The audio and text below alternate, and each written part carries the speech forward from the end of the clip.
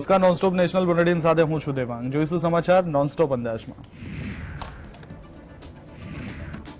ગુજરાત અને દિલ્હીમાં એમસીડીની ચૂંટણી વચ્ચે દિલ્હીના નાયબ મુખ્યપ્રધાન મનીષ સિસોદિયાએ ભાજપ પર સણસણતા આક્ષેપ કર્યા। તેમણે ટ્વીટ કરી જણાવ્યું કે ગુજરાત અને એમસીડીની ચૂંટણીમાં હારના ડરથી ભાજપ અરવિંદ કેજરીવાલની હત્યાનું ષડયંત્ર રચી રહી છે, પરંતુ ભાજપની આ પ્રકારની રાજનીતિથી અમે ડરતા નથી।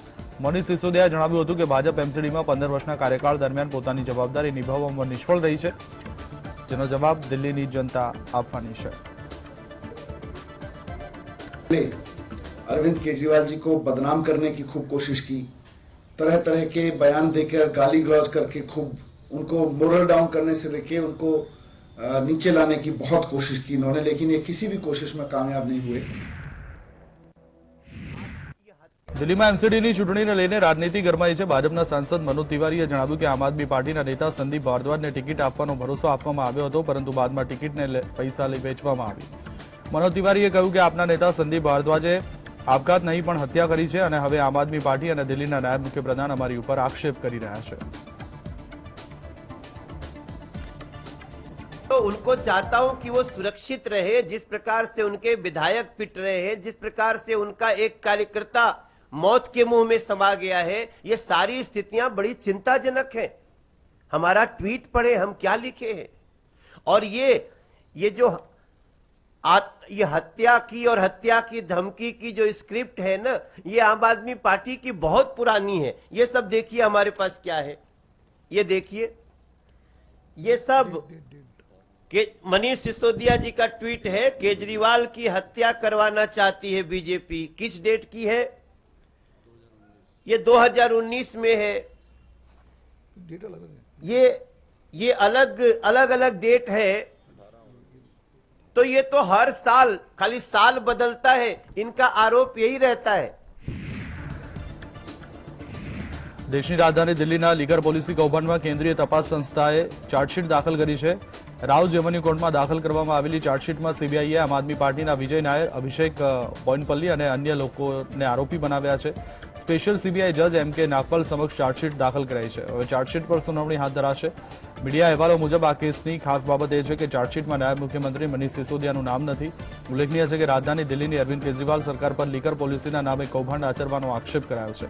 ભાજપે આરોપ લગાવતા કહ્યું કે મનીષ સિસોદિયા પણ આ કૌભાંડમાં સામેલ છે। मैंने पहले भी कहा था कि दिल्ली में इस तरह का कोई घोटाला हुआ नहीं है, कोई शराब घोटाला नहीं हुआ, मैंने तब भी कहा था। लेकिन उस वक्त पूरी तरह से भारतीय जनता पार्टी ये दिखाने की कोशिश कर रही थी, पता नहीं इतिहास का सबसे बड़ा घोटाला यहाँ हुआ है। और उसके बाद में दुखी किया गया, बदनाम किया गया, प्रताड़ित किया गया सब लोगों को। आखिरकार ये समझ में आया आज सीबीआई की चार्जशीट से कि मनीष सिसोदिया को तो झूठा ही बदनाम किया जा रहा था, कहीं कोई घोटाला हुआ ही नहीं है। आज सीबीआई की चार्जशीट से समझ में आ गया कि दिल्ली में कोई शराब घोटाला नहीं हुआ। લીકર પોલિસી કેસમાં સીબીઆઈની ચાર્જશીટમાં દિલ્હીના નાયબ મુખ્યમંત્રી મનીષ સિસોદિયાનું નામ ન હોવા પર આમ આદમી પાર્ટીએ ભાજપ પર નિશાન સાધ્યું છે। પાર્ટીના પ્રવક્તા અતિશીએ કહ્યું કે ચાર્જશીટમાં મનીષ સિસોદિયાના નામની ગેરહાજરી દર્શાવે છે કે તમામ આરોપો ખોટા હતા। માત્ર એમસીડી અને ગુજરાતની ચૂંટણીના કારણે આમ આદમી પાર્ટીને બદનામ કરવાનો પ્રયાસ કરવામાં આવ્યો હતો। તેમણે કહ્યું કે આમ આદમી પાર્ટી કટ્ટર ઈમાનદાર પાર્ટી છે। હવે ચાર્જશીટમાં મનીષ સિસોદિયાનું નામ ન હોવાથી ભાજપના નેતાઓને શરમ આવી જોઈએ। કેન્દ્ર સરકારને ક્યારેય આટલી મોટી હારનો સામનો કરવો પડ્યો નથી। ઈડીની તપાસ પીએમએલએ હેઠળ થાય છે। સીબીઆઈને કંઈક મળ્યું હશે તો જ ઈડી તપાસ કરે છે। જો ઈડી હજુ પણ કાર્યવાહી કરશે તો તે ગેરબંધારણીય ગણાશે। भारतीय जनता पार्टी से ये कहना चाहूंगी कि अब एक और प्रेस कॉन्फ्रेंस करिए और जिस तरह आप दिन में 4-4, 5-5 प्रेस कॉन्फ्रेंस करके मनीष सिसोदिया जी पे आरोप लगाते थे, अब रोज 4-4, 5-5 प्रेस कॉन्फ्रेंस करके मनीष सिसोदिया जी से माफी मांगिए, क्योंकि आपकी केंद्र सरकार की जांच एजेंसी सीबीआई कई महीनों की जांच के बाद 1 रुपए के भी भ्रष्टाचार का प्रमाण नहीं ढूंढ पाई है। દિલ્હીના મુખ્યમંત્રી અરવિંદ કેજરીવાલે એક ખાનગી ન્યૂઝ ચેનલના ઇન્ટરવ્યુમાં જણાવ્યું હતું કે જો તેમને 24 કલાક માટે તપાસ એજન્સીઓ આપવામાં આવે તો ભાજપના અડધા નેતાઓ જેલમાં હશે। તેમણે કહ્યું કે છેલ્લા 5 વર્ષમાં અમે એમસીડીને 1 લાખ કરોડ રૂપિયા આપ્યા છે। બધું ખાઈ જાય છે, થોડું ઓછું થાય તો કર્મચારીઓને પગાર મળે, તેઓ ઘણા પૈસા ખાય છે। તમામ એજન્સીઓ તેમની સાથે છે। મને 24 કલાક માટે સીબીઆઈ અને ઈડી આપો, અડધાથી વધુ ભાજપ જેલમાં હશે. બીજી તરફ તિહાડ જેલમાં બંધ મંત્રી સત્યેન્દ્ર જૈનના વિડીયો પર કેજરીવાલે કહ્યું કે આ વિડીયો કોર્ટમાં આપવામાં આવ્યો હતો. કોર્ટે કોઈ આદેશ આપ્યો નથી. સત્યેન્દ્ર જૈનને જેલના વીવીઆઈપી સુવિધા મળે છે કે નહીં તેનો નિર્ણય કોર્ટ કરશે. મતલબ કે તેમને જે પણ સુવિધાઓ મળી રહી છે તે જેલ મેન્યુઅલ પ્રમાણે મળી રહી છે. જે રોટલી ખાય છે તેઓ કહે છે કે તે રોટલી કેમ ખાય છે. અમિત શાહ 2010માં જેલમાં હતા, જ્યાં તેમના માટે ડિલક્સ જેલ બનાવવામાં આવી હતી. ખાવાનું બહારથી આવતું. જ્યારે પણ તે જેલમાં ગયા ત્યારે તેમણે વીવીઆઈપી સેવાઓ લીધી. તે વિચારે છે કે દરેક વ્યક્તિ તેને લેતી જ હશે.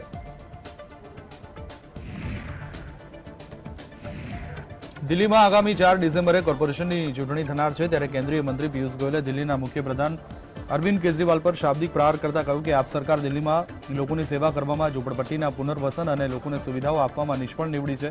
પિયુષ ગોયલે વધુમાં જણાવ્યું કે 4 ડિસેમ્બરે દિલ્હીની જનતા વધુમાં વધુ મતદાન કરશે અને દિલ્હીમાં ભાજપની સરકાર બનાવશે તેમ જણાવ્યું.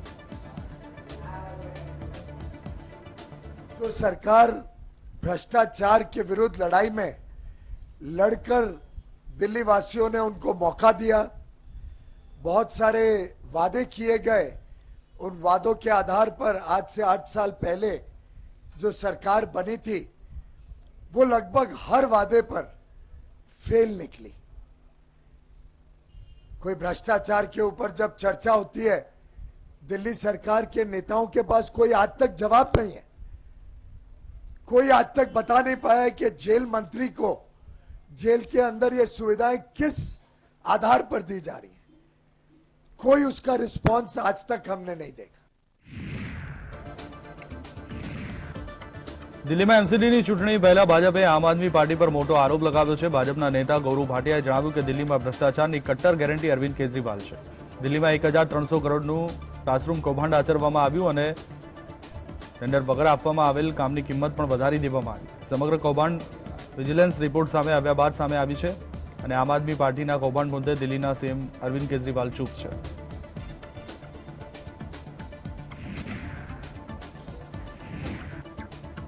છેલ્લા 6 દાયકાથી ચાલી રહેલ મહારાષ્ટ્ર અને કર્ણાટક વચ્ચેનો સીમા વિવાદ ફરી એકવાર વધતો જણાઈ રહ્યો છે. કર્ણાટકના મુખ્યમંત્રી બસવરાજ બોમ્માઈ દ્વારા મંગળવારે આપવામાં આવેલા નિવેદન બાદ આ ઘટના બની છે, જેમાં તેમણે મહારાષ્ટ્રના 40 ગામોનો દાવો કર્યો હતો.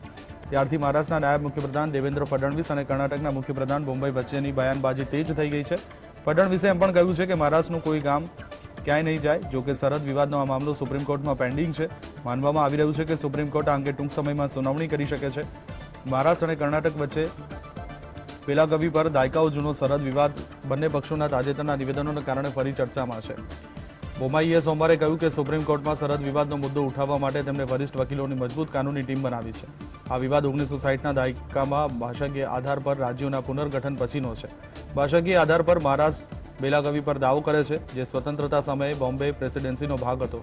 મહારાષ્ટ્ર પણ 80 મરાઠી ભાષી ગામો પર દાવો કરે છે, જે હાલ કર્ણાટકનો ભાગ છે.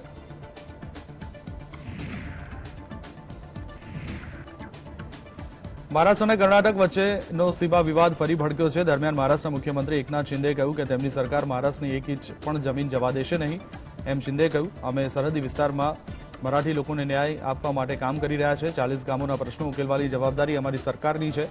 આ પહેલા ઉદ્ધવ ઠાકરે સીએમ શિંદે પર પણ કટાક્ષ કરતા કહ્યું કે તેમની પાસે કર્ણાટકની સીએમ વિરુદ્ધ બોલવાની હિંમત નથી. કર્ણાટકના સીએમ બોમ્બઈએ આ સપ્તાહની શરૂઆતમાં કહ્યું હતું કે મારી સરકાર કર્ણાટકની સરહદોનું રક્ષણ કરવા સક્ષમ છે અને તેણે તેમ કર્યું છે. બોમ્બઈએ દાવો કર્યો છે કે મહારાષ્ટ્રના સાંગલી જિલ્લાના કેટલાક ગામો જેઓ જળ સંકટનો સામનો કરી રહ્યા છે, તેમણે કર્ણાટકની સાથે વિલીનીકરણની માંગણી કરતો ઠરાવ પસાર કર્યો છે. મહારાષ્ટ્રના ગવર્નર ભગતસિંહ કોશિયારીએ આપેલ નિવેદન બાદ મહારાષ્ટ્રની રાજનીતિ ગરમાઈ છે. મહારાષ્ટ્રમાં શિવસેનાના નેતા સંજય રાઉતે જણાવ્યું કે મહારાષ્ટ્રના ગવર્નર ભાજપના કાર્યકર્તાની જેમ કામ કરી રહ્યા છે. અમે તેમને રાજ્યપાલ માનવા માટે તૈયાર નથી. તેઓ મહારાષ્ટ્રની મજાક કેમ ઉડાવી રહ્યા છે. તો બીજી તરફ કોંગ્રેસ, એનસીપી અને શિવસેનાએ રાજ્યપાલ ભગતસિંહ કોશિયારીનું રાજીનામું માંગ્યું છે. કોશિયારીએ ઔરંગાબાદમાં એક પદવીદાન સમારોહમાં હાજરી આપતા જણાવ્યું હતું કે તમે તમારા આદર્શ તરીકે આંબેડકરથી નીતિન ગડકરીને માની શકો છો. કોશિયારીના આ પ્રકારના નિવેદન બાદ ઉદ્ધવ ઠાકરેનો પક્ષ આક્રમક મૂડમાં છે. ચૂંટણી રણનીતિકાર પ્રશાંત કિશોર બિહારમાં જનસુરાજ યાત્રા પર છે. ત્યારે યાત્રાના 54મા દિવસે પ્રશાંત કિશોરે બિહારના ડેપ્યુટી સીએમ તેજસ્વી યાદવ પર કટાક્ષ કરતા કહ્યું કે તેમની એકમાત્ર અંગત ઓળખ એ છે કે તેઓ લાલુ યાદવના પુત્ર છે. તે સિવાય મને નથી લાગતું કે તેમની પોતાની કોઈ વ્યક્તિગત ઓળખ છે. તેમજ તેમણે કોઈ સામાજિક કાર્ય કર્યું નથી જે તેમની ઓળખ બની છે. એક ઇન્ટરવ્યુમાં પ્રશાંત કિશોરે મુખ્યમંત્રી નીતિશ કુમાર પર પણ આકરા પ્રહાર કર્યા હતા. પીકેએ કહ્યું કે ભત્રીજાની ઓળખ શું છે? ભત્રીજો લાલુ યાદવનો પુત્ર છે. આ સિવાય તેમણે સમાજમાં શું પરાક્રમ કર્યું છે, શું કામ કર્યું છે, તેમની કઈ પ્રવૃત્તિ છે જેના માટે મારે તેમની નોંધ લેવી જોઈએ. એ વાત સાચી છે કે તે લાલુ યાદવના પુત્ર છે, એટલા માટે તેઓ ડેપ્યુટી સીએમ છે.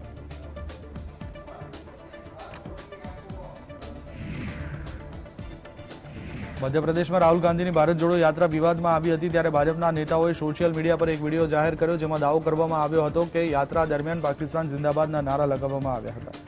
આ પછી ભાજપ અને કોંગ્રેસના નેતાઓ વચ્ચે સોશિયલ મીડિયા પર યુદ્ધ છેડાયું હતું. કોંગ્રેસે આને ભાજપ અને યાત્રાને બદનામ કરવાનું ષડયંત્ર ગણાવ્યું છે. મુખ્યમંત્રી શિવરાજસિંહ ચૌહાણે કહ્યું કે જે લોકો પાકિસ્તાન જિંદાબાદના નારા લગાવે છે તેમને કોઈપણ કિંમતે છોડવામાં આવશે નહીં. તેમની સામે કડક કાર્યવાહી કરવામાં આવશે.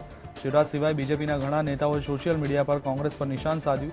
મધ્યપ્રદેશમાં રાહુલ ગાંધીની ભારત જોડો યાત્રાનો શુક્રવારે ત્રીજો દિવસ હતો.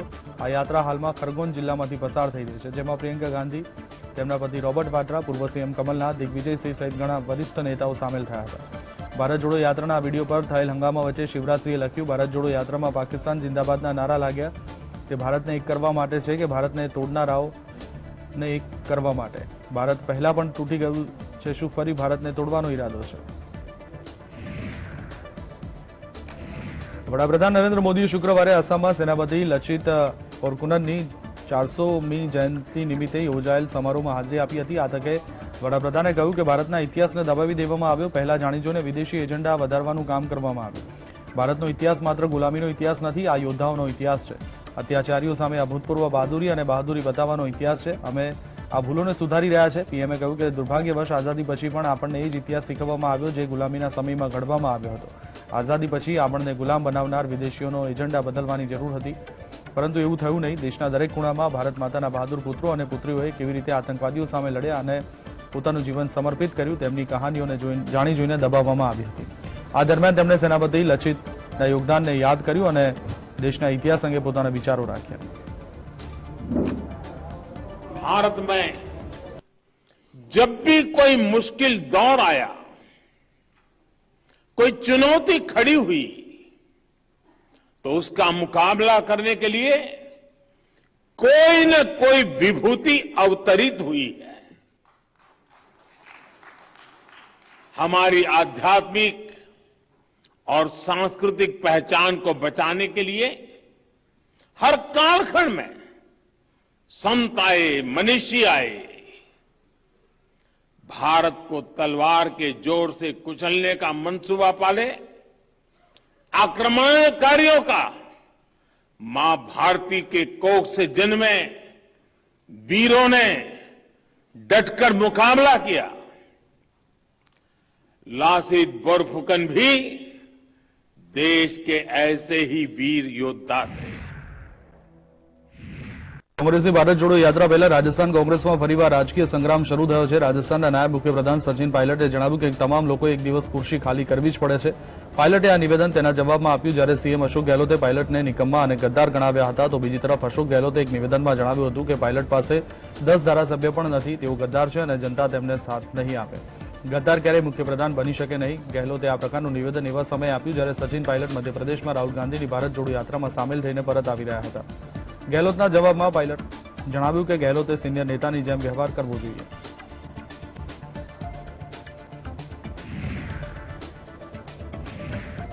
પશ્ચિમ બંગાળમાં ટીચર ભરતી કૌભાંડ મામલે સુપ્રીમ કોર્ટે મહત્વના આદેશ આપ્યા છે. કોલકાતા હાઈકોર્ટે એક સપ્તાહમાં ભરતી કૌભાંડ મુદ્દે સીબીઆઈને તપાસના આદેશ આપ્યા હતા. કોલકાતા હાઈકોર્ટના આદેશ પર સુપ્રીમ કોર્ટે રોક લગાવી. હાઈકોર્ટે સીબીઆઈને ખોટી રીતે નોકરી મેળવનારની નોકરી બચાવવા માટે પણ કોશિશ કરી રહ્યું છે તેની તપાસ કરવાના આદેશ આપ્યા હતા. આ ઉપરાંત હાઈકોર્ટે પશ્ચિમ બંગાળના મુખ્ય સચિવ નીતિન જૈનને કોર્ટ સમક્ષ હાજર થવાના આદેશ પણ આપ્યા હતા. ત્યારે સુપ્રીમ કોર્ટના મુખ્ય ન્યાયાધીશે કોલકાતા હાઈકોર્ટના આદેશ પર રોક લગાવી દીધી. આ સાથે પશ્ચિમ બંગાળના મુખ્ય સચિવને પણ વ્યક્તિગત રીતે હાજર ન રહેવા સૂચના આપી છે.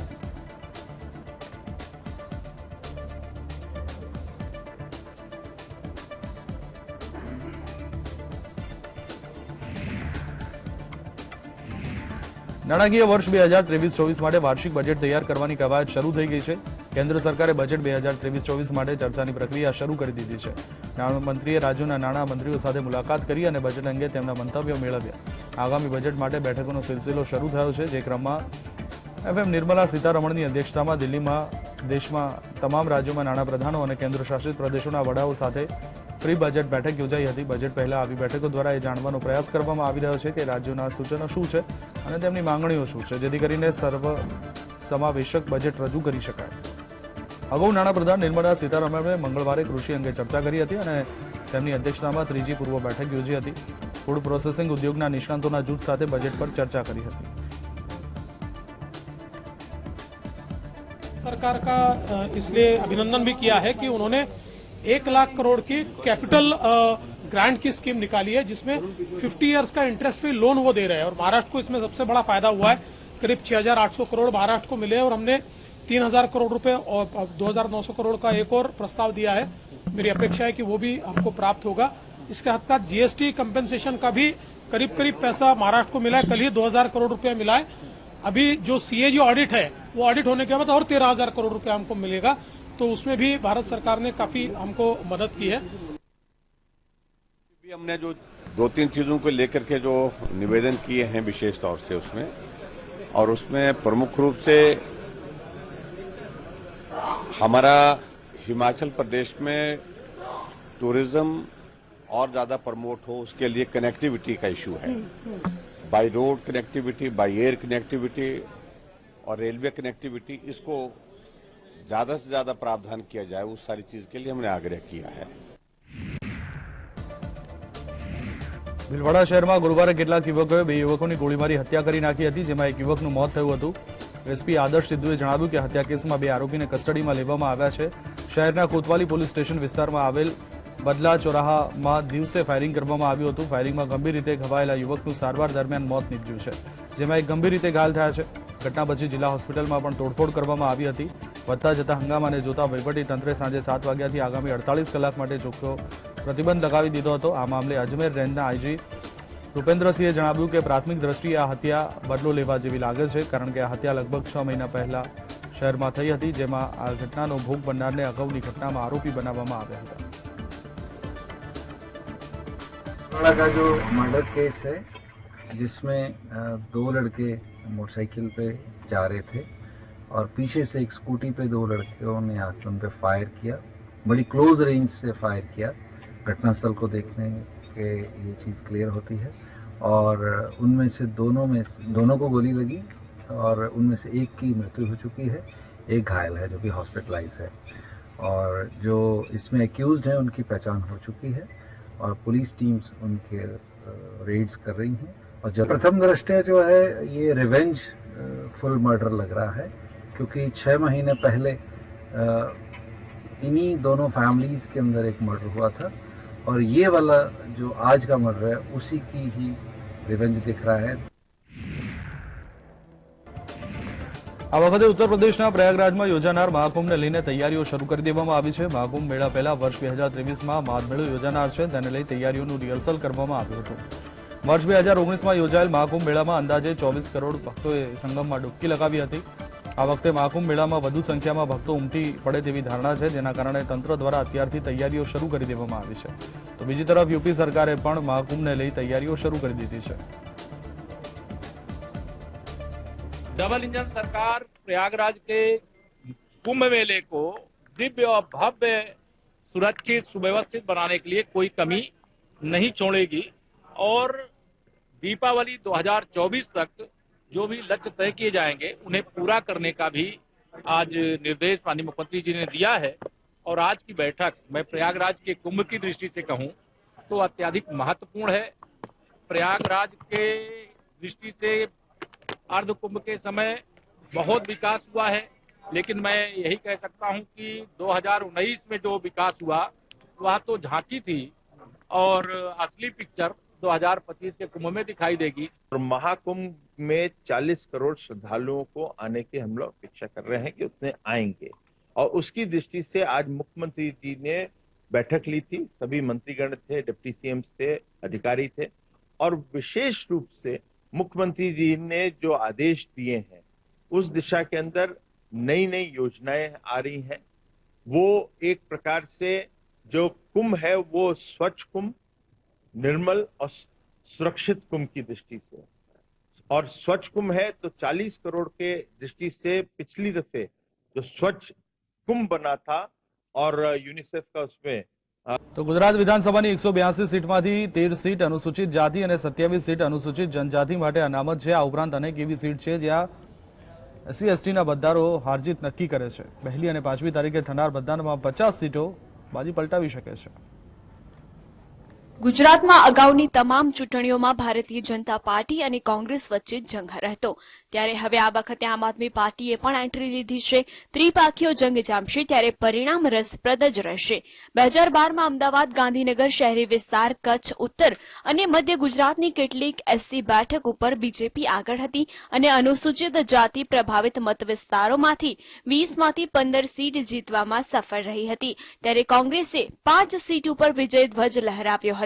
જો કે 2017ની ચૂંટણીએ ભાજપને ઝટકો આપ્યો હતો અને માત્ર 9 સીટ ઉપર જ જીત મેળવી શકી હતી, જ્યારે કે કોંગ્રેસના ફાળે 10 સીટ આવી હતી। રાજકીય વિશ્લેષકોના જણાવ્યા અનુસાર આ વખતે આમ આદમી પાર્ટીના કારણે અનુસૂચિત જાતિ અને અનુસૂચિત જનજાતિ પ્રભાવિત સીટ ઉપર કોંગ્રેસ અને ભાજપ બંનેના મત બદલાઈ શકે છે।